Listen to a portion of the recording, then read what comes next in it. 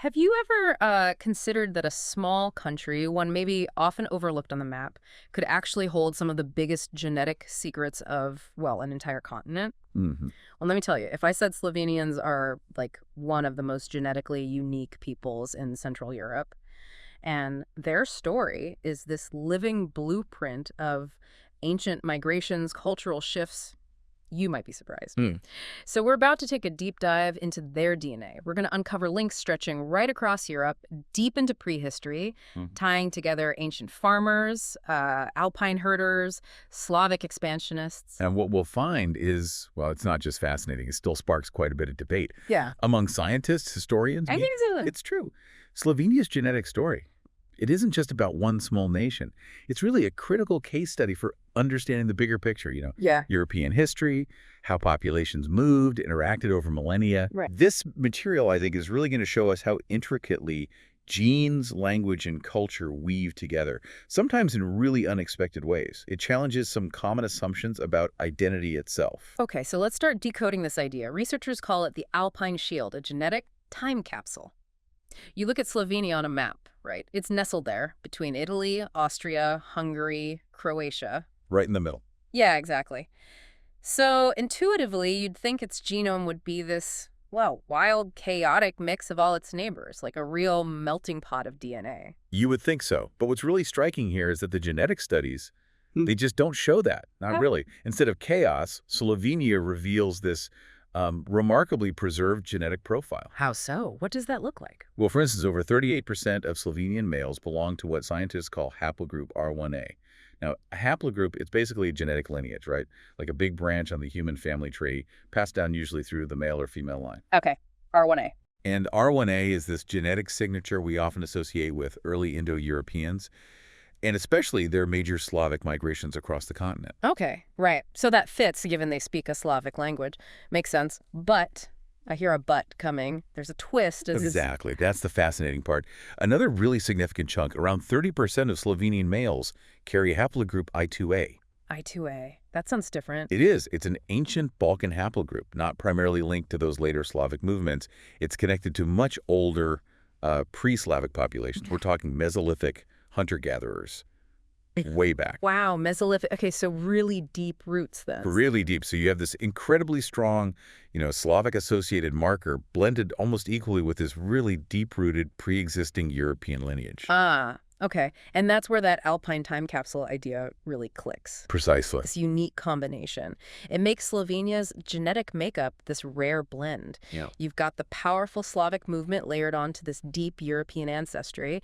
It suggests maybe that instead of completely replacing who is there, these groups integrated somehow.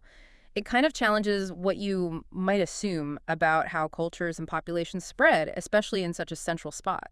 It certainly does. And this leads us right into a pretty controversial claim that's being discussed now among historians, geneticists. Oh, what's that? Well, while Slovenes are undeniably Slavic speakers, right? That's clear. Some argue they aren't necessarily ethnically Slavic in the way we might traditionally think of it. Okay, unpack that a bit. What does that mean, not ethnically Slavic? It doesn't diminish their identity at all, but it reframes the origins. The idea is this. The gene pool in Slovenia, it doesn't show that same overwhelming dominance of R1A. The Slavic marker we talked about. Exactly. The R1A dominance you'd find in, say, early Slavic migrant groups coming from areas like modern-day Ukraine or Russia. Their R1A frequencies can be, 50, even 60%. But Slovenia is more balanced with that I2A. Right. Much more balanced. So some researchers argue that maybe Slavic culture and language were actually adopted by the local groups already living there, people who carried that older I2A perhaps, rather than the language arriving via a massive demographically overwhelming migration that replaced everyone. Whoa. Okay, that is a bold claim. It basically flips the traditional migration story completely upside down, It does. suggesting it was more about cultural and language spread, not just waves of people moving in and taking over. And I bet, like you said, that's not universally agreed upon. Oh, not at all. It sparks intense debate. You need to look really carefully at archaeology, linguistics, historical records, and the genetics altogether. It's complex. But it forces you to ask a pretty profound question, doesn't it? For everyone, really. Are we primarily who our DNA says we are? Or is it more about the language we speak, the culture we live? Exactly. It really makes you think about cultural assimilation versus, genetic imposition and how identity gets shaped over centuries, millennia even. Hmm? And just when you think, okay, I'm starting to wrap my head around the Slavic layer and the older layer, it gets even more complicated, or layered, I should say. Yeah, there's more. Multiple studies found a surprisingly high percentage, something like 15%, of another haplogroup in Slovenia, E1b1b. E1b1b. Now this marker is tied to Neolithic farmers, people migrating from the Near East into Europe thousands and thousands of years ago, way before Slavs, way before even the Romans really got established there. That's right. We're talking truly ancient history, etched right into the modern Slovenian genome. It shows that deep, deep connection to the agricultural revolution spreading into Europe. And then there's another layer on top of that. Well, yeah, we can add more complexity with the presence of J2 lineages as well. These genetic signatures probably arrived much later, likely during the Roman Empire. Oh, the Romans. Yeah, carried along those vital trade routes like the famous Amber Road, and through big Roman cities like Emona, which is modern-day Ljubljana, Slovenia's capital. So the empire left its genetic mark, too, through trade and settlement. Absolutely. Those vast imperial networks definitely left their footprint. Okay, so let's recap this because it's quite a picture. You've got the deep roots of Neolithic farmers with E1b1b, then the legacy of Roman imperial expansion bringing in maybe J2, and then the vibrant Slavic language and cultural identity linked strongly to R1a, but mixing with the older I2a. That's a good summary. Is this incredible triple-layered ancestry, maybe even more layers if you look closer. It really makes Slovenians, as you said, maybe one of the best real-world examples of how ancient and modern Europe just kind of blended together through genes, through history, through movement, through culture. Exactly. And beyond these huge historical movements, Slovenia's actual geography, the land itself, also played a really big role in shaping its genetic landscape. How so? You mean the mountains and valleys? Precisely. You might think, oh, small country. But it's many mountain valleys, it's highland regions. They've acted almost like genetic vaults for centuries. Genetic vaults, I like that. What does that mean in practice? How did those natural barriers actually affect the genes? Well, researchers have found pretty concrete examples. In regions like the Karst Plateau or up in Upper Carniola, small communities could be quite isolated. Cut off from others. Yeah, relatively cut off. Enough that their unique genetic traits could become more common just by chance over generations, simply because there wasn't much mixing with outsiders. Science call that genetic drift. Okay. And also, when new little villages or communities formed, maybe by just a few families moving somewhere isolated, they carried only the genetic diversity of those few founders. That's called the founder effect. It can make small groups genetically distinct quite quickly. So these little pockets could develop their own unique genetic flavor over time. That's right. We even find that some rural Slovenian populations today still carry unique types of mitochondrial DNA. That's the DNA passed down only from the mother, right? Exactly. A clear female lineage. And some of these mitochondrial DNA types found in isolated Slovenian communities are actually not very common elsewhere in Europe. They've been preserved there.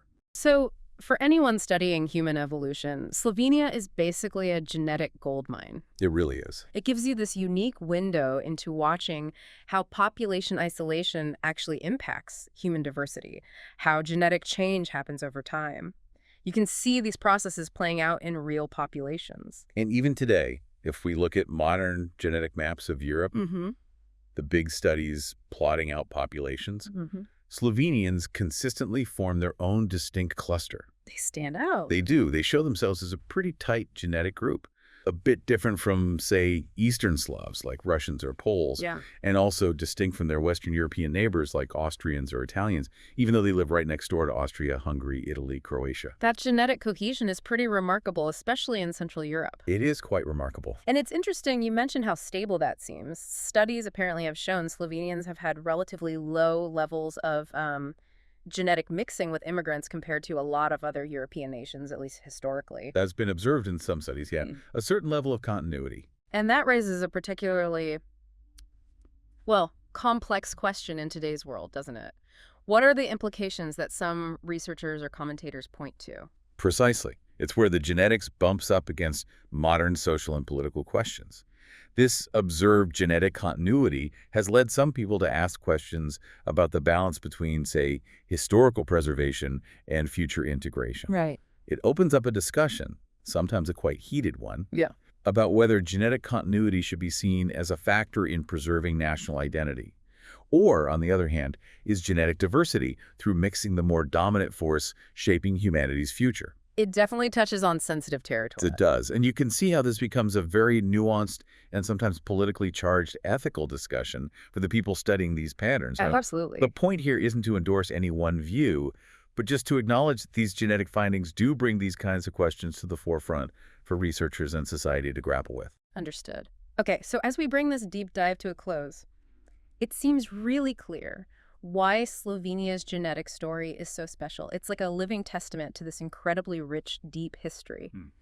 It reflects this unique blend of ancient migrations, later cultural overlays, maybe even biological preservation because of the geography, all happening in one of Europe's most beautiful and geopolitically interesting regions. Indeed.